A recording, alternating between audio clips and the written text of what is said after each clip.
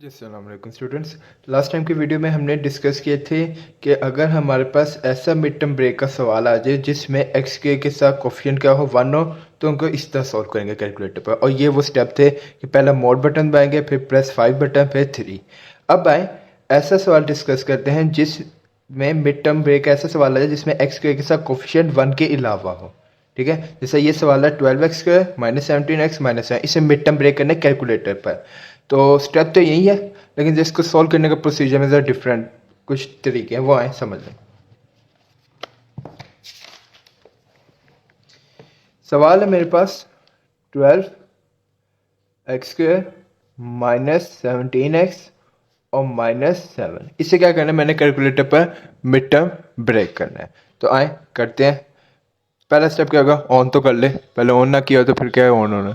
जी, पहला स्टेप होगा कि इससे क्या करना है, ऑन किया आपने और मोड का बटन दबाएंगे। मोड के बाद कौन सा बटन दबाएंगे, 5 के बाद 3। ठीक है, लास्ट टाइम की वीडियो अगर आप नहीं देखी तो उसमें मैं डिस्कस कर चुका हूँ कौन सा स्टेप जरूरी है। फिर उसके बाद हमने कहा था ये जो एक्स के साथ कोफिशिएंट है कैलकुलेटर से क्या कहता है ए, x1 पावर के साथ जो कोफिशिएंट आता है कैलकुलेटर से कहता है बी, और जो लास्ट वैल्यू होती है इससे क्या कहता है सी कहता है। तो ये वैल्यू मैं क्या कहता हूँ यहाँ पर लिख लेता हूँ। तो मेरे पास ए की वैल्यू क्या है 12 और 17 के साथ नेगेटिव साइन आ रहा है। 17 के साथ कौन सा साइन आ रहा है, नेगेटिव आ रहा है, तो मैं ये कैलकुलेटर पर लाजमी लिखूंगा। और 7 के साथ भी अगर नेगेटिव साइन है कैलकुलेटर पर लिखूंगा।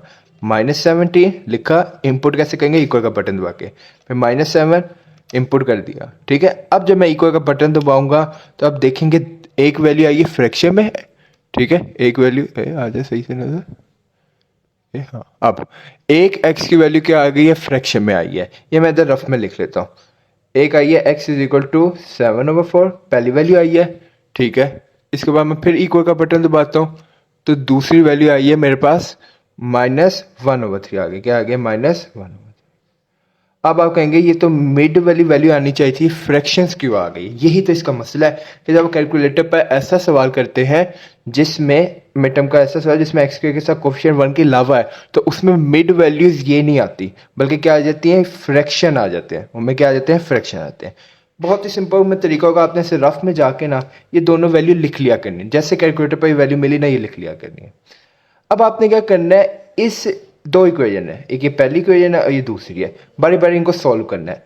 एंड जब पहली इक्वेशन को सॉल्व करते हैं, तरीका ये होगा जब राइट साइड पर जितने कांस्टेंट आ रहे हैं इनको यहाँ से हटाना है।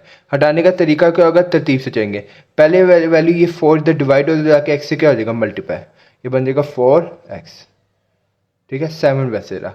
अब +7 इधर, 7 इधर प्लस में जाके क्या हो जाएगा, माइनस। ठीक हो गया, यहाँ कुछ ना बचा तो 0। हमेशा अपने राइट साइड पर ना वैल्यू 0 लानी है। ये आपकी पहली इक्वेशन आ गई। ठीक है, मैं बताता हूँ इसका करना क्या है। फिर इसी तरह x की दूसरी वैल्यू को भी ऐसे सॉल्व करेंगे, राइट साइड पर क्या आ जाए, 0 आ जाए। 3 इधर डिवाइड हो जाएगा, क्या हो जाएगा, multiply 3x is equal to -1 वैसे रहा। ठीक हो गया जी। अब -1 जाकर क्या हो जाएगा, +1 हो जाएगा, और राइट साइड पर क्या आ गया, 0 आ गया। ये वो दो इक्वेशंस आ गए जिनके लेफ्ट साइड पर आपने जो भी वैल्यूज है इनको मल्टीप्लाई कर देना है। क्या कर देना है, मल्टीप्लाई। 4x -7 multiply 3x +1। ठीक है, बाकी जो 0 आ रहे हैं उनको भी इग्नोर कर लें जी, इनको मल्टीप्लाई कर दें दोनों ब्रैकेट्स को। 4x को क्या करेंगे, पूरी दूसरी ब्रैकेट से मल्टीप्लाई करेंगे। 4 3 इधर 12, x को x से किया x², 4x को 1 से किया 4x, plus minus minus 7 3 the 21 x plus minus minus 7 1 the 7।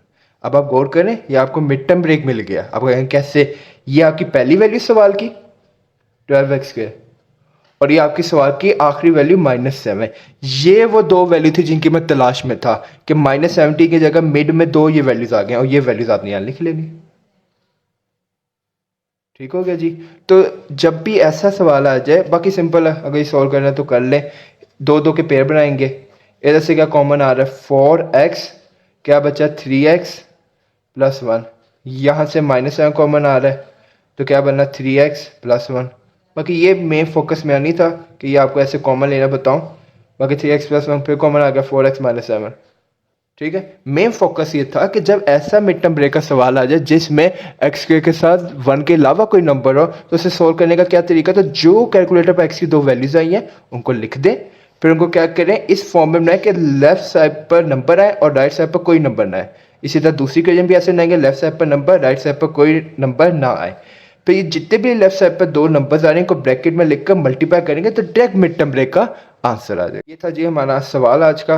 तो उम्मीद करते हैं आपको मिड टर्म ब्रेक का ये टाइप 2 सवाल समझ आ गया। टोटल हमारे दो टाइप के सवाल होते हैं, एक टाइप 1 एक्स स्क्वायर के साथ 1 कोफिशिएंट होता है और एक्स स्क्वायर के साथ 1 के अलावा कोई कोफिशिएंट होता है। इसको सोल्व करना नजर ही नहीं आ रहा। इस टाइप 1 के सवाल को सोल्व करना बहुत आसान होता है जिसमें एक्स स्क्वायर के साथ 1 कोफिशिएंट होता है, लेकिन मसला बस यहाँ पर आता है। तो प्रैक्टिस करेंगे तो प्रैक्टिस करने से चीज़ें याद आएंगी।